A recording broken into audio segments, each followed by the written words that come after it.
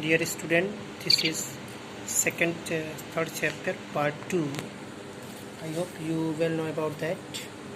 These are the quadrant: first quadrant, second quadrant, third quadrant, fourth quadrant. In first quadrant, below 30, and all the trigonometric ratios be positive. Sine, cos, tan, cot, sec, cosec, all are positive. But in second quadrant, which is more than 90 and less than 180, only sine and cosec are positive, rest of the trigonometric ratios negative. As well as in third quadrant, tan and cot positive. In fourth quadrant, cos and sec positive, rest of the ratios negative. You know about that? 90 is less, all positive. Above 90 in second quadrant, sine or cos positive, rest of the ratios negative. In third quadrant, tan and cot positive, rest of the things negative. In fourth quadrant, cos and sec positive, rest of the things negative. In first quadrant, 0 to 90, second quadrant, 90 to 180, 180 to 270, third quadrant, above 270 to less than 360, fourth quadrant. And next, 360 plus. This is the lie in first quadrant. You know about this formula. Sine square plus cos square equal 1. 1 plus tan square equals sec square. 1 plus cot square equal cosec square. Now we have to find the trigonometric ratios. It is given that find all the value of trigonometric function if cos x is equal minus 1 by 2 lie in third quadrant.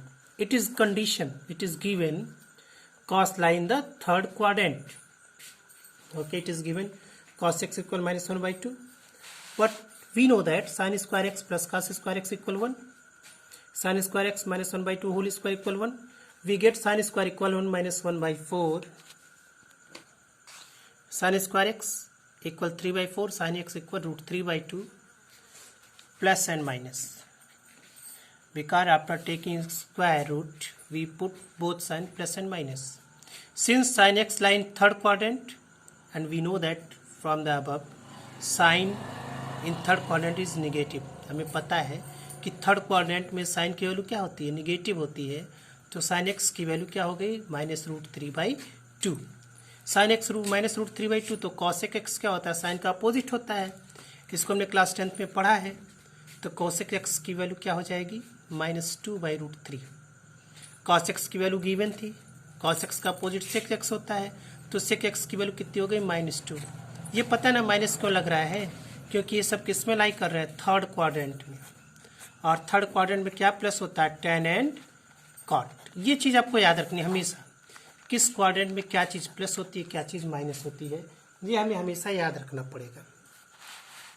अब tan की value निकालिए, sine x by cos x होता है.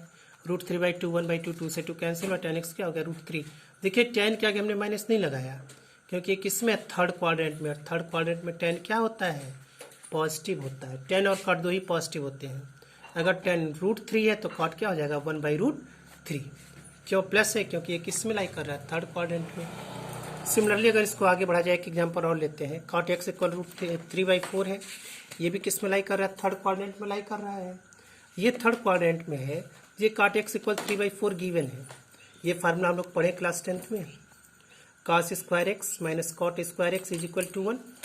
Cosec square X minus 3 by 4 का square equal 1. तो यहाँ से जैसे हम आगे जाएंगे, हमें कोसेक स्क्वायर एक्स की वैल्यू क्या आ जाएगी, 1 plus 9 by 16. Cosec square X क्या आ जाएगा, 25 बाई 16. कोसेक एक्स की वैल्यू आ जाएगी root 25 by 16 with the symbol plus minus. अभी बताया किसी का स्क्वायर रूट निकालते हैं तो सिंबल प्लस माइनस ऑलरेडी लग जाता है.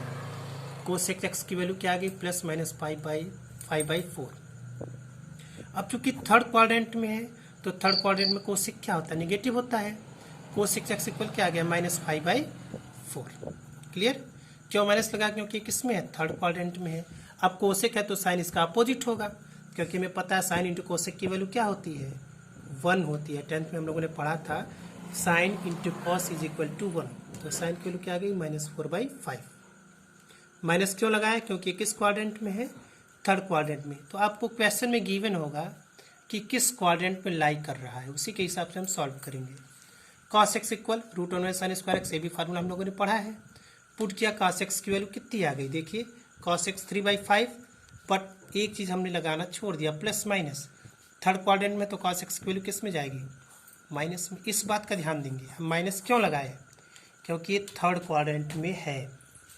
tan थर्ड में प्लस होता है तो देखो पॉजिटिव हो गया, ठीक, और इस सेक भी पॉजिटिव हो गया।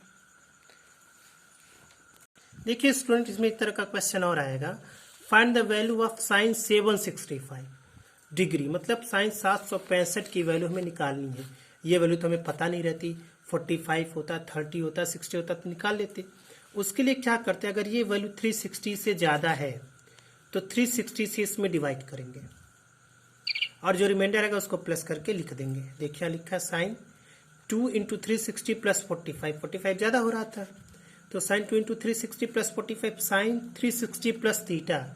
हमने बोला था साइन 360 प्लस थीटा किस क्वाड्रेंट में आएगा, फर्स्ट क्वाड्रेंट की, और फर्स्ट क्वाड्रेंट में साइन की वैल्यू क्या होती है, पॉजिटिव होती है। देखिए साइन 45, और साइन 45 की वैल्यू क्या होती है, 1/√2, तो इसकी वैल्यू क्या आ जाएगी आपकी, प्लस 1/√2। या देखिए क्वेश्चन में लिखा है -11 पाई/3।